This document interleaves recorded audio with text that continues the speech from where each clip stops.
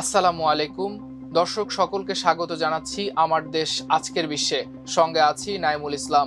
শুরুতেই জানিয়ে দেব সংবাদ শিরোনাম। কানাডায় ভারতীয় শিক্ষার্থীকে গুলি করে হত্যা। বোয়িং সহ 10 মার্কিন প্রতিষ্ঠানের উপর চীনের নিষেধাজ্ঞা। ভারতীয় মদতপুষ্ট 10 সন্ত্রাসীকে হত্যা করেছে পাকিস্তান। মার্কিন নাগরিকদের ভিসা নিষিদ্ধ করল নাইজার। দুর্নীতির মামলায় দোষী সাব্যস্ত মালয়েশিয়ার সাবেক প্রধানমন্ত্রী নাজিব রাজাক। দর্শক, এতক্ষণ শুনছিলেন শিরোনাম, এবার জানিয়ে দিচ্ছি বিস্তারিত। কানাডার টরন্টো বিশ্ববিদ্যালয়ের স্কারব্রো ক্যাম্পাসের কাছে গুলিতে নিহত হয়েছে 20 বছর বয়সী এক ভারতীয় শিক্ষার্থী। নিহতের নাম শিবাঙ্কো আভাস্থি। তিনি বিশ্ববিদ্যালয়টিতে পিএইচডি পর্যায়ে শিক্ষার্থী ছিলেন। এ ঘটনায় সন্দেহভাজনদের গ্রেপ্তারে জনসাধারণের সহায়তা চেয়েছে টরন্টো পুলিশ। পুলিশ জানায়, মঙ্গলবার স্থানীয় সময় বিকেল 3:30টার দিকে হাইল্যান্ড ক্রিক ট্রেইল ও ওল্ড কিংস্টন রোড এলাকায় একটি ঘটনার জরুরি কল পায় তারা। ঘটনাস্থলে পৌঁছে পুলিশ গুলিবিদ্ধ অবস্থায় এক যুবককে উদ্ধার করে। তবে ঘটনাস্থলেই তার মৃত্যু হয়। গুলির ঘটনার পরপরে সন্দেহভাজন ব্যক্তি ও ব্যক্তিরা এলাকা ছেড়ে পালিয়ে যায়। এখনো কাউকে গ্রেপ্তার করা সম্ভব হয়নি। তাইওয়ানে অস্ত্র বিক্রির অভিযোগে 10 ব্যক্তি ও 20টি মার্কিন প্রতিরক্ষা প্রতিষ্ঠানের বিরুদ্ধে নিষেধাজ্ঞা ঘোষণা দিয়েছে চীনের পররাষ্ট্র মন্ত্রণালয়। শুক্রবার এই নিষেধাজ্ঞা ঘোষণা দেওয়া হয়। নিষেধাজ্ঞার আওতায় রয়েছে Boeing, Northrop Grumman system corporation, L Harris maritime services. চীনের পররাষ্ট্র মন্ত্রণালয় জানিয়েছে, নিষেধাজ্ঞার আওতায় সংশ্লিষ্ট প্রতিষ্ঠান ও ব্যক্তিদের চীনে থাকা যে কোনো সম্পদ জব্দ করা হবে। এছাড়া দেশীয় সংস্থা ও ব্যক্তিদের সঙ্গে ব্যবসায়িক লেনদেনে নিষেধাজ্ঞা দেওয়া হবে।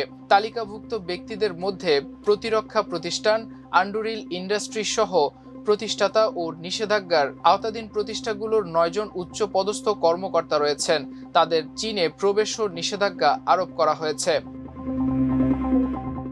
বেলুচিস্তানের কালাত জেলা এবং খাইবার পাখতুনখোয়ার ডেরা ইসমাইল খান জেলায় পৃথক অভিযান চালিয়ে 10 সন্ত্রাসীকে হত্যা করেছে পাকিস্তানের সেনাবাহিনী। দেশটির আইএসপিআর জানায়, ভারতীয় মদতপুষ্ট খারিজিদের উপস্থিতির খবর পেয়ে অভিযান চালানো হয়। এতে চক্রের নেতা দিলওয়ার সহ 2 সন্ত্রাসী নিহত হন। একই দিনে বেলুচিস্তানের কালাত জেলায় অভিযান চালিয়ে 8 সন্ত্রাসীকে হত্যা করে। আইএসপিআর জানিয়েছে, সন্ত্রাসীরা ফিতনা আল হিন্দুস্তানের সঙ্গে যুক্ত ছিল। এরা পাকিস্তানে ভারতীয় প্রক্সি হিসেবে কাজ করে। যুক্তরাষ্ট্রের বিরুদ্ধে পাল্টা কূটনৈতিক ব্যবস্থা কার্যকর করতে শুরু করেছে নাইজার। মার্কিন নাগরিকদের ভিসা প্রদানে নিষেধাজ্ঞা ঘোষণা করেছে পশ্চিম আফ্রিকার দেশটি। যুক্তরাষ্ট্র নাইজারের নাগরিকদের উপর নতুন প্রবেশ নিষেধাজ্ঞা আরোপ করার প্রতিক্রিয়ায় এ সিদ্ধান্ত নেওয়া হয়েছে। নাইজার নিউজ এজেন্সি জানায়, নাইজার সব মার্কিন নাগরিককে ভিসা দেওয়া সম্পূর্ণ ও স্থায়ীভাবে বন্ধ করেছে। পাশাপাশি অনির্দিষ্ট কালের জন্য মার্কিন নাগরিকদের নাইজারের ভূখণ্ডে প্রবেশও নিষেধ করা হয়েছে। এই সপ্তাহ থেকে এসব ব্যবস্থা কার্যকর হতে শুরু করেছে। মামলায় দোষী সাব্যস্ত হয়েছেন মালয়েশিয়ার সাবেক প্রধানমন্ত্রী নাজিব রাজাক। শুক্রবার কুয়ালালামপুর হাইকোর্টে তাকে দোষী সাব্যস্ত করেন। তার বিরুদ্ধে আনা অভিযোগগুলো রাজনৈতিক উদ্দেশ্য প্রণোদিত এমন দাবি যুক্তিতর্কের টেকেনি বলে রায়ে উল্লেখ করেছেন বিচারক কলিন লরেন্স সেকেরা। তিনি বলেন, নাজিবের বিরুদ্ধে থাকা কঠোর ও অকাট্য প্রমাণ স্পষ্টভাবে দেখায় যে তিনি 1MDB কেলেঙ্কারিতে নিজের ক্ষমতার অপব্যবহার করেছেন।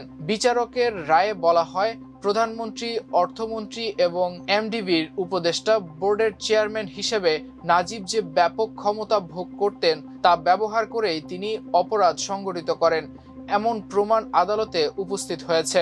মামলার প্রতিটি অভিযোগে সর্বনিম্ন 15 থেকে সর্বোচ্চ 20 বছর পর্যন্ত কারাদণ্ডের দাবি রয়েছে। তবে এই মামলায় নাজিবের চূড়ান্ত সাজা এখনো ঘোষণা করা হয়নি। দর্শক, এ ছিল আমার দেশ আজকের বিশ্বের আয়োজন। এতক্ষণ সঙ্গে থাকার জন্য অশেষ কৃতজ্ঞতা। আল্লাহ হাফেজ।